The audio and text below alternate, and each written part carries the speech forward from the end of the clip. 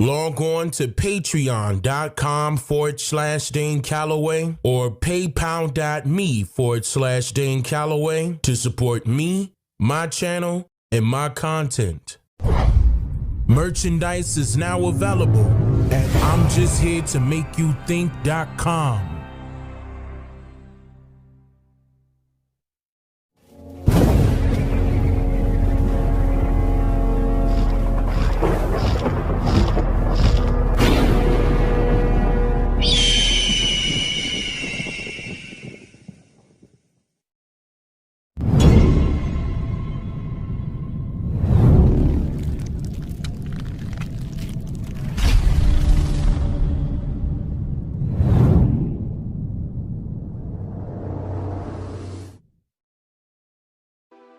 OCO, my brothers and sisters, relatives, spiritual warriors, and freethinkers.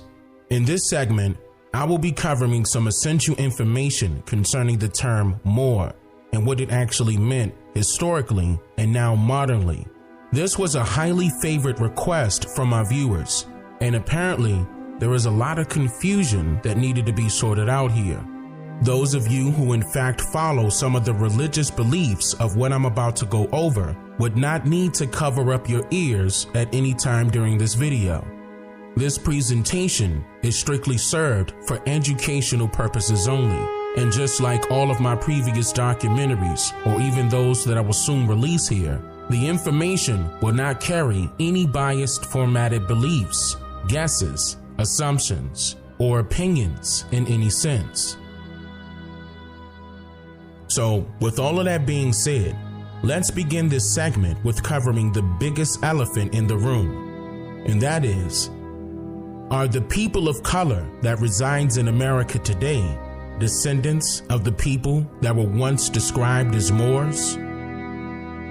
Now, the answer to this question depends on which of the two very important key factors in regards to this question that an individual subscribes to. These two factors are based upon what an individual believes by way of their personal faith in various religious doctrines, or what an individual knows by way of what they could actually prove realistically.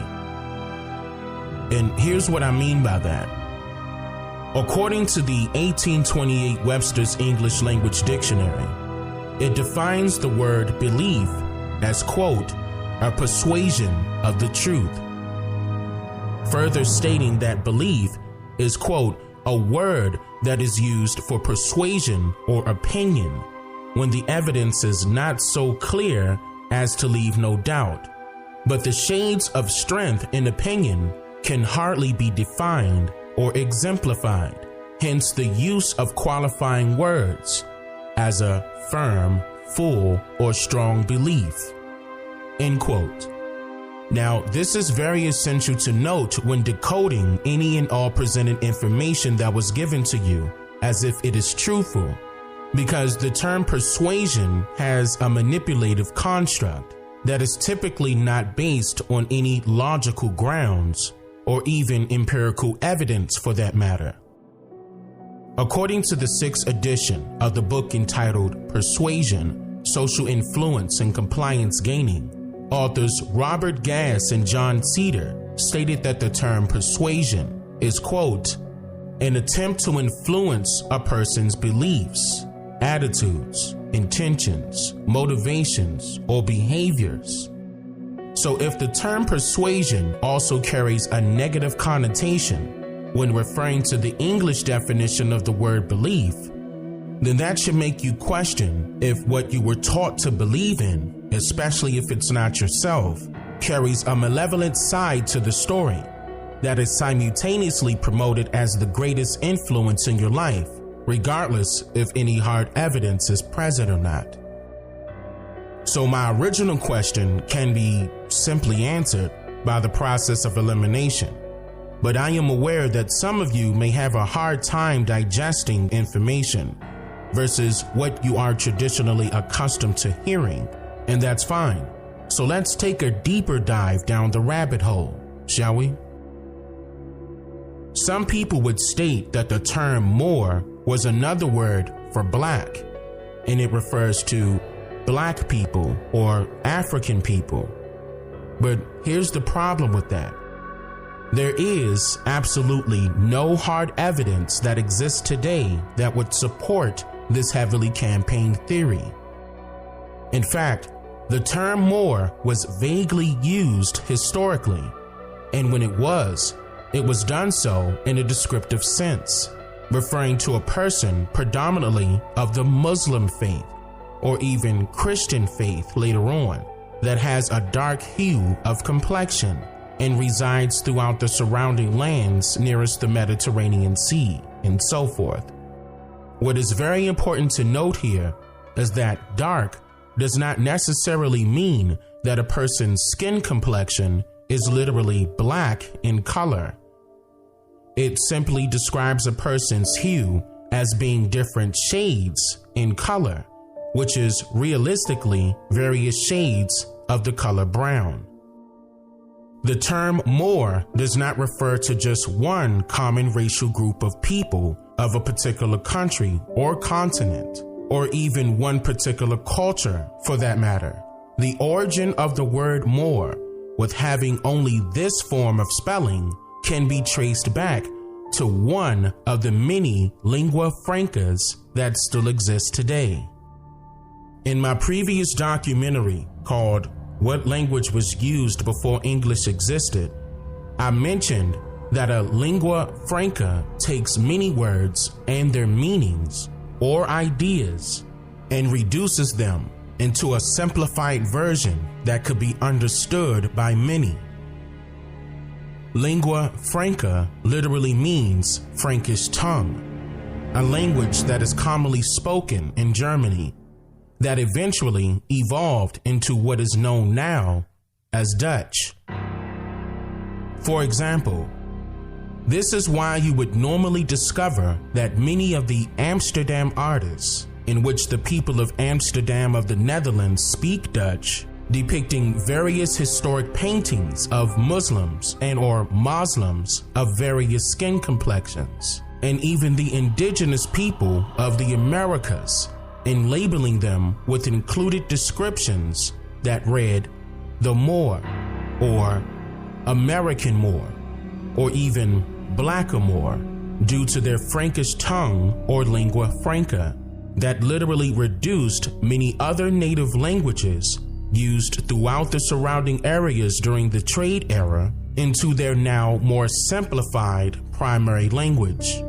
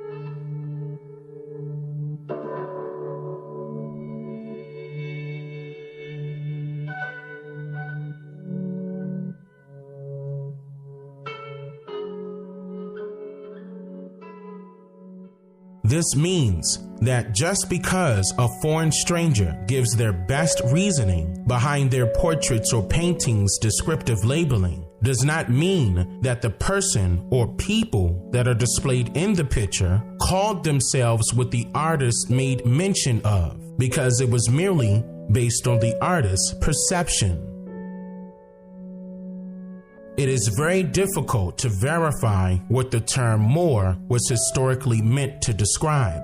This is why there are many authors, researchers, and historians alike who struggle with pinpointing a conclusion that they would all agree upon when it comes to the history of this term, especially due to its vague usage. For example, according to the 1828 Webster's English Language Dictionary, a Moor is, quote, a native of the northern coast of Africa, called by the Romans from the color of the people, Mauritania, the country of dark-complexioned people. This same country is now called Morocco, Tunis, Algiers, etc. End quote. Then what's even more vague is the etymology of the term Moor, which is, quote, North African, Berber, one of the race dwelling in Barbary, inhabitant of Mauritania, Roman Northwest Africa, a region now corresponding to northern Algeria and Morocco, also applied to the Arabic conquerors of Spain, being a dark people in relation to Europeans. Their name in the Middle Ages was a synonym for Negro. Being the nearest Muslims to Western Europe, it was used indiscriminately of Muslims, Persians, Arabs, etc., but especially those in India. End quote. Now keep in mind that these people who reside in the areas that I just mentioned do not call themselves Moors. Also, they do not all speak one particular language, nor do they have the same cultures, history, or even dialects, nor do they refer to their continent as Africa, unless they are not speaking their native languages, in which this should all ring a bell here.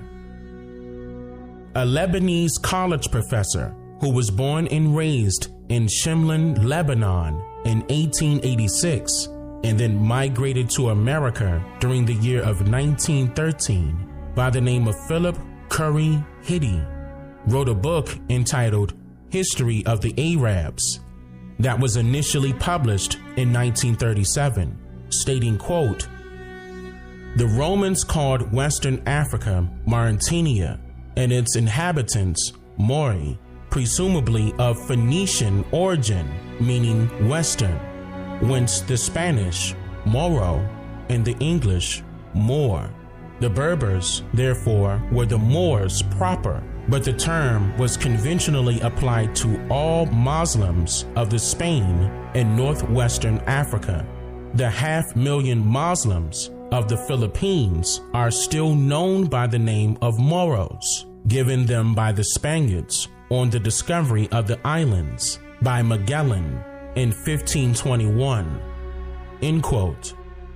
So, if a person chose to subscribe to this author's narrative and extensive research as being truthful, then that means that the Romans referred to the so-called Moors as Mori, which has a historic Phoenician origin that means Western, which does not describe a people by their skin complexion nor their religious choice, but merely by their geographical location. Interesting enough. Which should make you ask some questions. Like, with this author, Philip Hiddie, being born in the ancient Phoenician city of what is now known as Lebanon, would he really know the truth? And if so, does that mean that the Phoenicians are in fact the people that will be called Moors by some of you today?